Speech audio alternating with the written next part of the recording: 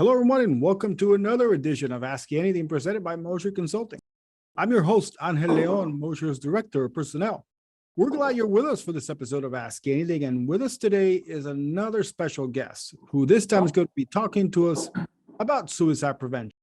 We will be joined today by Kelsey Aaron. She's the Executive Director of the Indiana chapter of the American Foundation for Suicide Prevention. Kelsey Aaron joined the American Foundation for Suicide Prevention in March 2016 as a volunteer. Now, as the AFSP Executive Director for Indiana, she supports AFSP's mission of saving lives and bringing hope to those affected by suicide by working with AFSP staff members and amazing volunteers to raise awareness. Kelsey does all of this to honor her dad, who she lost by suicide in November of 2001.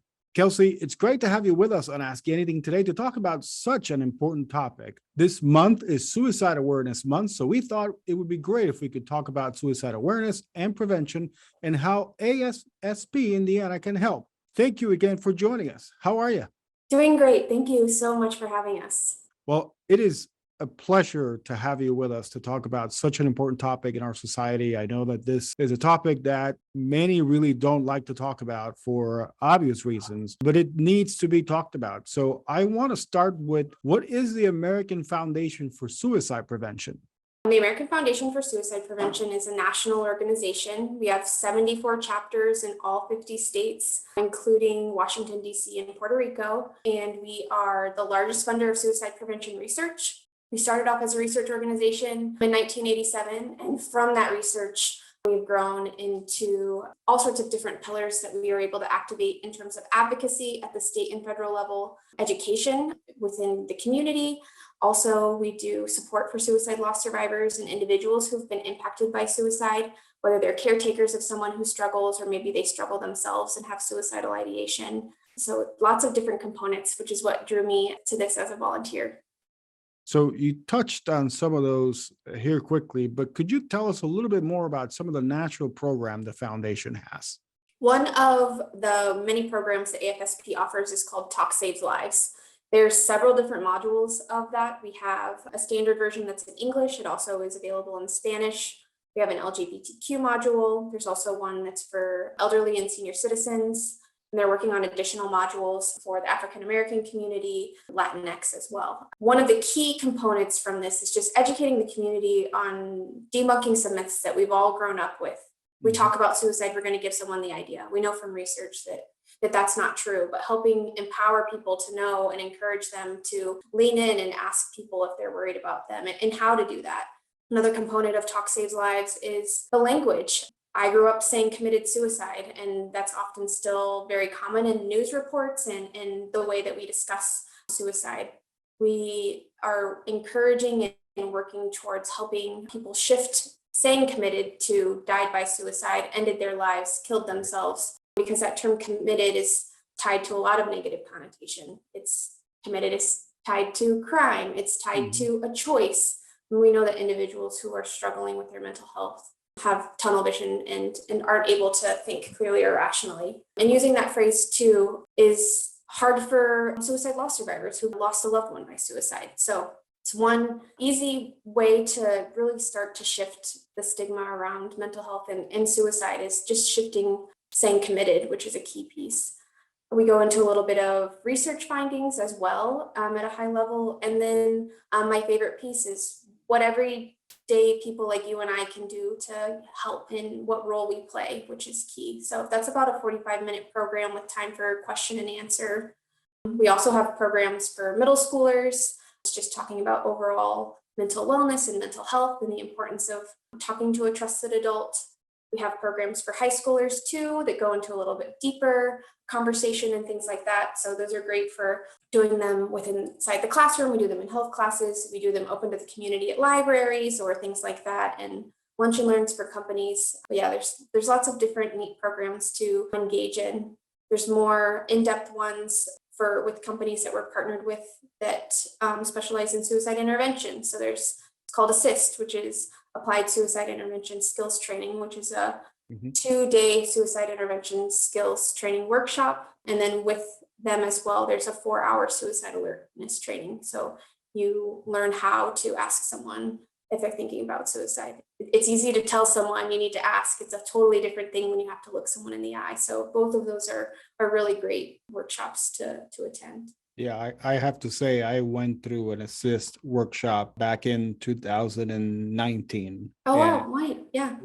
it was a very eye-opening experience for me. My background is in psychology, so I kind of thought I knew my cues, my questions, Yeah. etc.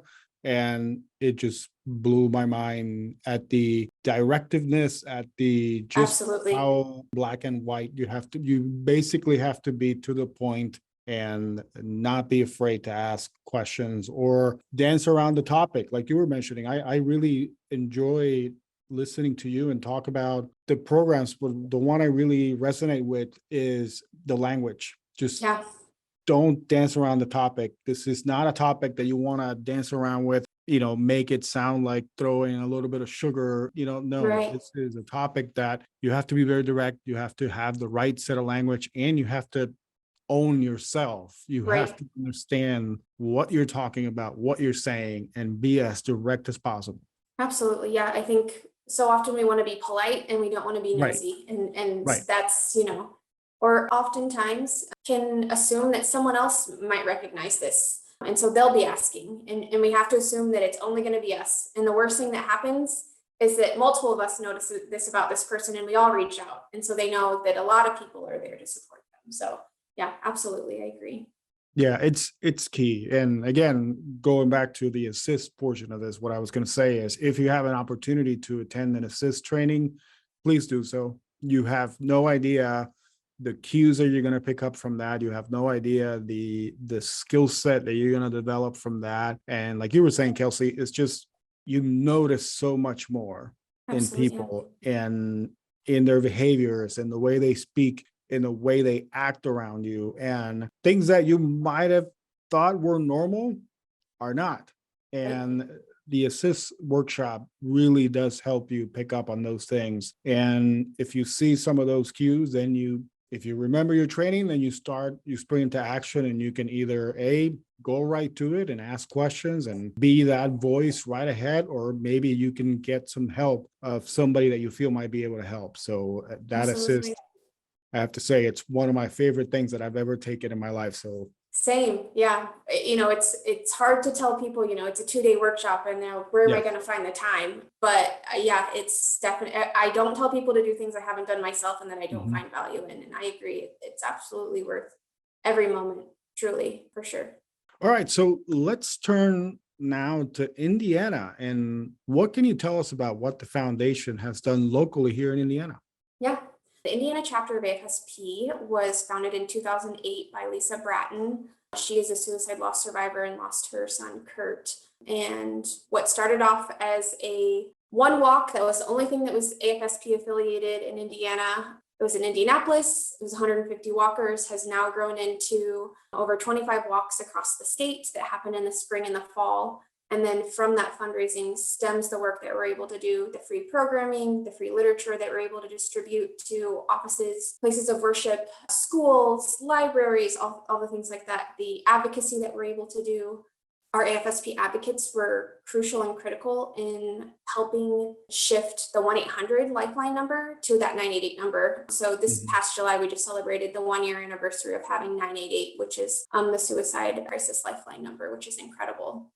Here locally, we have around anywhere from 600 to 1,000 active volunteers, depending on the time of year, ranging from, we've got, some 6-year-olds that walk in parades and do incredible things with us, all the way up to one of our oldest volunteers is in her 90s. And she does some really beautiful cards and crochets things for suicide loss survivors and things like that. So we have a space and a place for everyone, regardless of what their time capacity is or geographical location, which is really neat. We also the Indiana chapter was just awarded overall chapter of the year out of 74 chapters at our national leadership conference, which just speaks volumes to the incredible work of our volunteers. And everybody, I often hear, and I was one of those people where I thought, I'm just a sister, I'm just a daughter, I can't help. I thought that I would need to go back to school to have an impact. And it's, all of those pieces of doctors and psychologists and nurses do play a vital role, but it's everyday people who think that they're just a mom, just a neighbor, just a coach that truly have impact. And getting that award and seeing the amazing things that they're doing is just remarkable. And it's really an honor to see their journeys evolve regardless of how, they came to the chapter.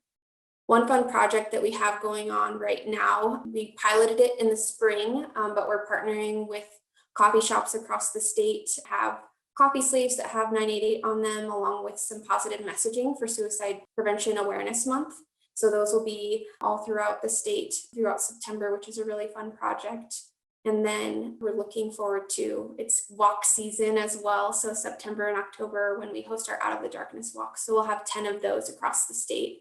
They're free to register. They're family-friendly events, dog-friendly. So it's a nice day, not only for people who have lost someone by suicide or they might struggle themselves, but one of the beautiful things that I've been able to see in my involvement is now it's people choosing AFSP before AFSP picks them, if that makes sense. They're just passionate about mental health.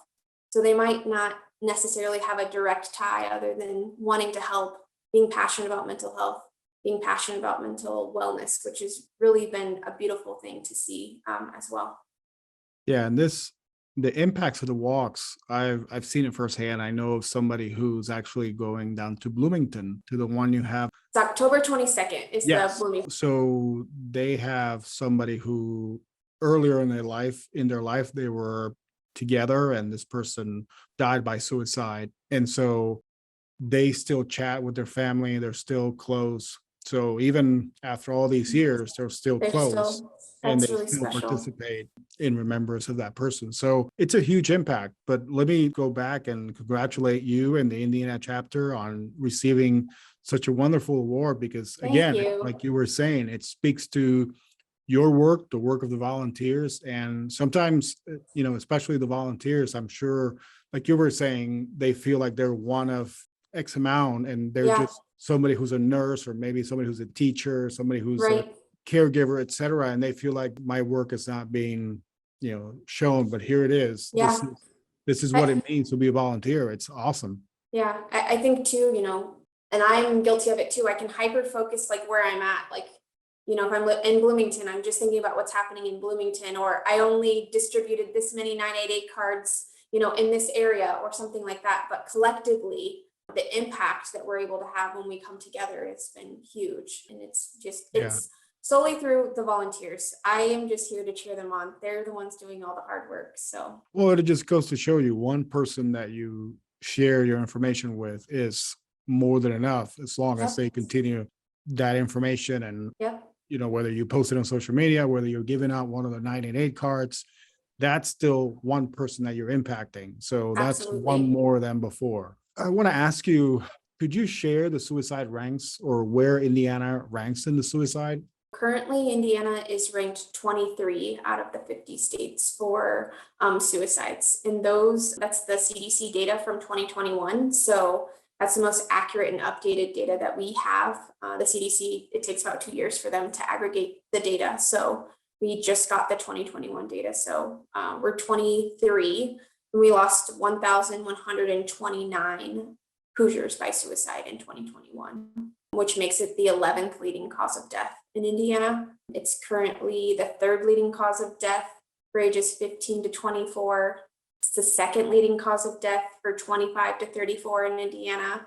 It's the 5th leading cause of death for 35 to 44, and it's the 7th leading cause of death for 45 to 54 in Indiana. So high number for young people, unfortunately. Yeah. That's very unfortunate, especially for people who still have their whole lives ahead of them and can make an impact in their society. So that's a high number, but obviously the work that you and the foundation are doing here locally does impact that. So let me ask you, how can someone get involved with the foundation here locally? There's all sorts of different ways and capacities to engage. Some people, maybe they want to just volunteer a day of an event, whether that's a walk or at a Pride event or a community festival or something like that. So we need volunteers like that might not have capacity to do something regularly. The Indianapolis Walk itself, we need 250 volunteers to make that day run smoothly, just to give you a perspective of what that looks like. Wow. anywhere from that all the way to committee level engagement, where they might be leading a group of volunteers over an initiative in one of our pillars, whether that's loss and healing or around our LGBTQ work group, DEI, all sorts of different, the education and program piece. So if someone's interested in volunteering with the Indiana chapter, they can visit our chapter website at afsp.org/Indiana. On there's a button to volunteer, just fill out the application, and then we'll follow up with them to get them the most current virtual volunteer orientation. And they can kind of find out different ways that they can engage. They might have had something else in mind and learn a new piece or component they want to try. And then we can get them connected with those volunteers that are leading those initiatives. It's a fun way to, like I said, we've got volunteers, little people that are doing amazing things, truly, and any age and any ability. We have a space and a place for everyone. So we welcome anyone to come and help. And there's events almost year round, correct? Yes. Yep. We've got events all year round. One that I'd want to share too, it's always the Saturday before Thanksgiving. It's International Survivors of Suicide Loss Day. It happens globally. Last year, there were about 400 to 500 sites across the world. Indiana has anywhere from 10 to 15 sites across the state where individuals can attend. And it's intentionally the Saturday before Thanksgiving. It'll be November 18th, which is 2023. It's intentionally the Saturday before Thanksgiving and the winter holidays to bring suicide loss survivors together, because we know that, those types of holidays and family gatherings can be challenging and difficult. And so there's a mix of people who are further along in their grief journey, newly bereaved, come together and they can just share their experience and strength and hope, and be able to share maybe things that they couldn't say to their family members, but they can say to someone, another suicide loss survivor, which is it's a really nice day. Good. So before we go, I want to obviously give this information out. So if someone is struggling, where could they go to find help here in Indiana?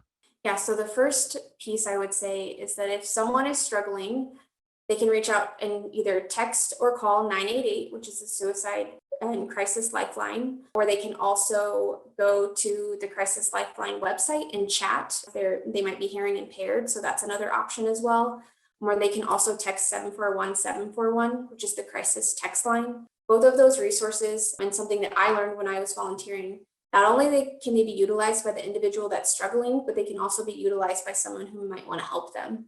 The 988 number, you can three-way call it. Maybe that person doesn't want to call by themselves, or they're not capable, but maybe we can three-way call that number together.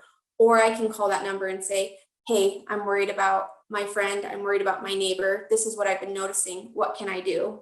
Or a student or something like that. So it's important to know too that those resources can be used twofold. I think so often we tell people to reach out if they're struggling, but oftentimes, what we need to do is really lean in and see how we can help and support too. So just encouraging and empowering people to lean in and ask, how are you doing? Those types of things, and starting those conversations is key too. But 988 and 741-741 are both great resources to start.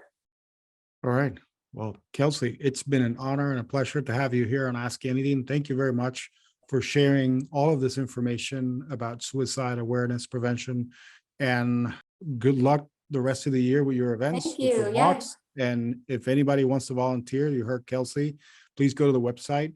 If you're struggling, please dial 988 or text TALK to 741-741. Thank you for listening in to this week's edition of Ask Anything, presented by Mosher Consulting. We hope you enjoyed listening to Kelsey Aaron talk to us about suicide prevention. Remember, if you're in a crisis, please dial 988 or text TALK to 741-741. If you want more information about suicide prevention, please visit afsp.org. Join us next time when we continue to dive deeper with our resident experts and what they're currently working on. Remember to send us your ideas or topics through our social media feeds. In the meantime, please remember to give us a rating and subscribe to our feed wherever you get your podcasts. Until then, so long, everybody.